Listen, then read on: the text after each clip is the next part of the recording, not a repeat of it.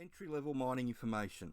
Welcome to Australian Mining for New Starters, and today's video will do the prices, have a look at some news, and then I want to have a chat about why people are having trouble getting a job in the industry. So to start with, let's have a look at copper.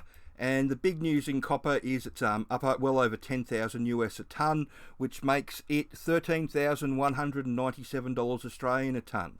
And if you look at information coming from the industry, so Bank of America says that there's such a demand on copper for all the green projects that are coming forward, so all the eco-friendly cars and the windmills and everything, it all needs a lot more copper than it's initially been allowed for. So they think that copper could hit $20,000 a tonne, which will really ramp things up around the country, because at the moment there's lots of copper mines trying to reopen and ramp up their production, especially underground ones. If we move on to nickel, nickel's charting at $22,763 a tonne, which means everybody's making lots of money, which is good. And as I've already said before, nickel's one of the big components that they're using in the batteries that they're making for everything everywhere. If we move on to gold, gold's had a bit of a kick up in the last few days. It's up over 2,300 Australian an ounce, so it's $2,333 a ounce. It's a really good price. And if we come over to a story about it, you can see Northern Star, who have just taken over the super pit totally. Their annual production, they're going to grow it to more than 2 million ounces a year. Just to give you an idea, at the current gold price, 2 million ounces a year is worth about $4.5 billion in turnover. So Northern Star is going to turn over $4.5 billion worth of gold this year, or in the coming year. So that gives you an idea of how much money's in play with some of these mines. So next, the big story in iron ore is it cracked the $200 US mark, and that's a record high. And if we come back to the price, it ended up on 204 US, but that makes it $260 Australian, which is just crazy. But again, like I keep on saying, you'll notice that there's not a great big rush of jobs going on. The reason for that is that the majority of the iron ore mines are replacing their truck drivers with driverless trucks. So while they do need people to fill the gaps, there aren't a lot of new starter jobs going. If we have a look at coal, coal is made a huge jump. It's up over $80 a tonne US, which makes it $103 Australian, which is really good, which makes a lot of mines profitable again, or go from making a small loss to making a small profit. But like I've been talking about with coal for the last couple of months, this is the real big problem. There's been another coal project stalled in Queensland, or it's been put off just because the partners quit because of the climate change pressure being put on people. That's the unfortunate elephant in the room with the coal industry at the moment, is all the pressure that's being put on from the environmental groups about coal mining in general. And that's why, if you're looking at getting into the industry, if the coal mine is just down the road from you, then go for it. I couldn't recommend it enough. But if you're looking at moving from one place to another to try and get a coal mine, I think you should be moving your attention to a copper mine or a gold mine or a zinc mine or something like that, that's going to go into these batteries, so you're going to have a longer career in that type of industry. So in the last part of the video, I just wanted to talk about what a lot of people say online, why they can't get a mining job. And this has been written off the sponsor's website, so you can go and it's under their new starters column, why can't I get a job? And it's something that I hear all the time. You hear, I've done my S11 generic induction and all my tickets and I still can't get a mining job. And when I hear that, I honestly think, what the hell are you doing tickets and doing an S11 for? The S11's only good for coal in Queensland, and the tickets are only good for coal in Queensland, construction, shutdown, and oil and gas. And none of those areas of the industry are really putting on people at the moment. They are, but they've got an oversupply of people, and that's forced the wages down. Really, the area of the industry that is putting people on is hard rock underground and exploration. Since I started mining in '94, every mine that I've worked on has required me to do either their on-site induction or on-site machinery tickets. These are all non-transferable. Hard rock mines don't use the R2 ticket system or the S11 generic induction. Each mine that I've worked at has required on-site ticketing and inductions. No mine has wanted an R2 machinery ticket or allowed me to transfer a site-based machinery ticket to another site. Even if I'm working for the same employer, they still wouldn't do it. The new site you go to, you have to redo everything. So I've never been required to do a S11 generic induction. Why?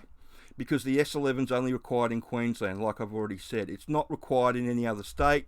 It's only coal mines in Queensland that require it. So if you go and work out in the copper and zinc mines out the west of Queensland, they won't require you to do an S11 because they don't need to. So it's only for coal mines in Queensland. Just to be clear, that 90% of the mining employers don't require an S11 or generic induction. And it takes all of two minutes to do some quick research to prove it. So if you click the link, you go over to Seek and it's underground comes up, and you can go through the jobs and you can click on them, and none of them ask for an S11. This is in Queensland. Doesn't ask for an S11 at all.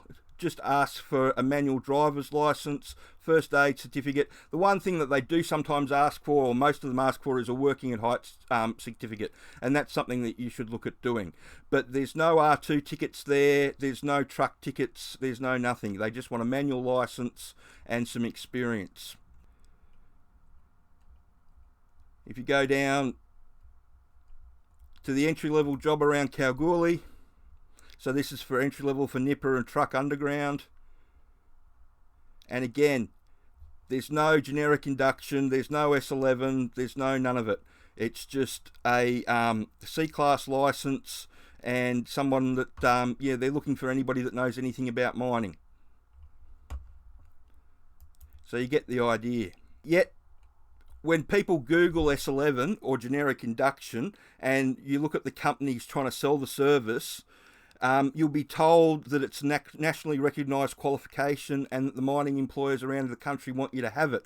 At the same time, they give themselves an out. So this is from two different companies from two different pages.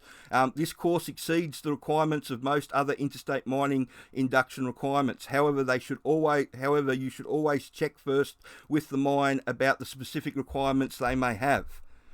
And the other one that they write is the GI program, so the general induction is the most universally accepted induction program in Australian mining. However, individuals and contractors should confirm induction requirements with the site they will be working at before attending an induction to ensure that the process aligns with the site and is recognised by the site. These are from two different companies, and they tell you that they want it, but you should confirm it with them, yes, before you sign up. So really, you've got to confirm. If you check with 90% of the mines around the country, all of them will tell you the same thing, that they don't require the S11. And a lot of companies that you talk to in New South Wales and WA and South Australian, you'll get an SWAT because they just don't know about it at all. So when I hear people saying that they've done everything and that's the R2 tickets and the S11 but can't get a job, that's the reason. If you look at it from the employer's point of view, you've sent them a resume with tickets they can't use and an induction that's only for the coal industry in Queensland, yet you're acting like this is something special that they need and they require. Okay, so what does it say about you? It says what type of employee you're going to make. If you've done your research and this is what you've come up with to get the job, one of the reasons why this doesn't go down very well with employers is because they want people that'll follow instructions, but they don't want people that'll blindly follow instructions. You've got to have the intestinal fortitude to be able to pipe up and say, no, this isn't safe or this isn't working right, and you just can't blindly go along. It's when people blindly go along with something, that's when they have serious problems. So when you are seen to be blindly going along with the R2 tickets and the S11, that says to them that that's how you're going to operate in the mine underground. And that's a big turn-off for a lot of employers. You want to know more about ticketing, have a look at the tickets in mining. That gives you a real nuts and bolts. So I go into the Act here in WA about what it says, and that's been copied pretty much all over the country. Well, it has been copied all over the country, and that's the rules that the hard rock mines work with all over the country. If you want to get into mining and have a go, the best thing that you can do is give the employers what they want. And what they want is someone that knows how their mine works. And you can do that with the DIY course the sponsors training. It teaches you everything you need to know, and it works. And how do you know it works? Go over to the Wall of Fame page. All these people took the training and they were able to talk to the employers about what was going to happen on site and how their mind worked, and that gave them the confidence to hire these people. If you want to have a look at the latest mining job hunt video I've done, have a look at that. And again, that covers dump truck, offsider and surface. And all you'll see is that they want a working at heights and a senior first aid. They don't want R2 tickets. They don't want S11s. They want people that know how their mine works and what's going to be expected of them on site. And if you can give them that, then you're in a really good chance of getting yourself a job. So I hope you found that information interesting, and remember, if you're trying to get a job in hard rock, getting a bunch of tickets that the employers can't use doesn't really go down very well. So just make sure that you amend your resume appropriately before sending it out again to those hard rock jobs. If you go to the sponsors training on the new starters page, there's a couple of pages on what to do with your resume. You can have a look there. And if you could share this information around and like and subscribe the channel. Thank you.